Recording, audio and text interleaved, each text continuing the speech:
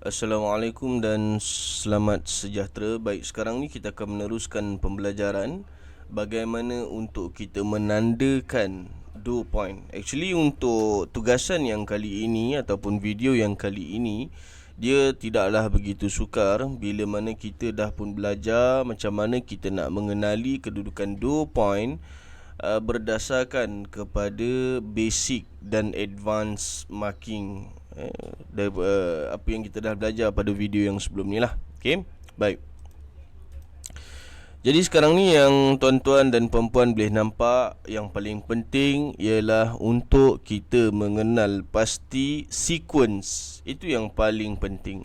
High, low, lower high, lower low dan lower high. Baik, saya nak ulas sedikit lah. Saya nak ulas sedikit berkenaan dengan low dan lower high, lower low dan lower high. Saya mulakan dengan point high dulu. Sekiranya ada banyak resisten dekat bahagian atas, dekat atas ni, jadi macam mana untuk kita menentukan point mana yang paling valid untuk kita appoint dia sebagai high point? Dia punya syarat dia mudah, nama dia pun high. Jadi ambil resisten, fokuskan kepada resisten yang pertama, yang kedua, close candle bull daripada resisten yang paling tinggi. Itu dia. Dengar betul-betul dan cuba fahamkan.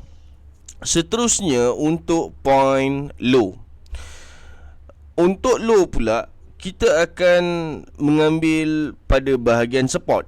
Jadi kenal pasti dulu mana support. Itu yang pertama. Yang kedua, bila mana ada 2, 3 support, 4, 5, 6 support, contoh, ambil yang paling rendah. Tu dia. Okey.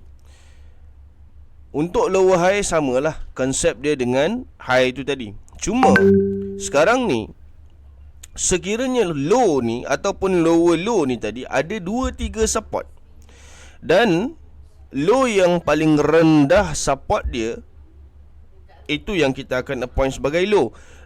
Support yang paling rendah kedudukan close price candle bear, itu yang kita akan appoint sebagai lower low. Key point dia paling rendah. Itu key point dia.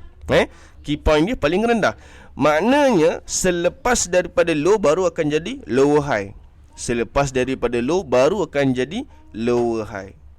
Macam mana pula kalau kata sebelum low dekat sini, katakanlah sini ada support dan ada lower high yang lebih tinggi, boleh tak ambil? Tak boleh. Pasal apa? Sebab low tu dekat sini. Mesti low tu berlaku dulu, baru lower high berlaku. Mesti lower low berlaku dulu, barulah lower high boleh berlaku. Itu syarat dia. Macam contoh dekat sini. Okey, ada 2, 3 support kat belakang ni contoh. Okey, yang support dekat sini yang tak berapa nak rendah sangat, dia tergantung tengah-tengah ke apa ke, tapi dia tidak lebih rendah daripada kedudukan support yang saya tandakan sekarang. Cumanya masalah dia sekarang ni ialah kedudukan lower high dia memang obviously nampak dia sebagai lower high, memang nampak. Memang clear cut nampak kata dia tinggi.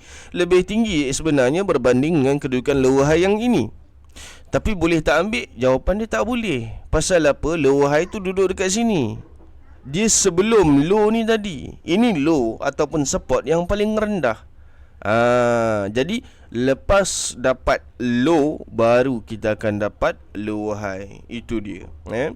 Sekadar sepintas lalulah kita sebut macam tu tanpa ada sebarang rujukan gambar. InsyaAllah nanti macam yang saya cakapkan, kita akan selepas daripada ni kita akan belajar retracement. Selepas belajar retracement kita akan belajar perfect structure.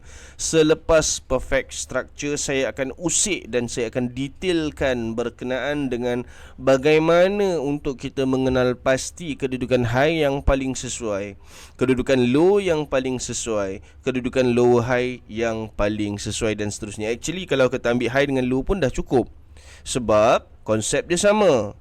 Tak ada beza pun sebenarnya. High dengan low pun sudah memadai. Bahkan sebenarnya dia boleh cover untuk dua-dua topik dah sebenarnya.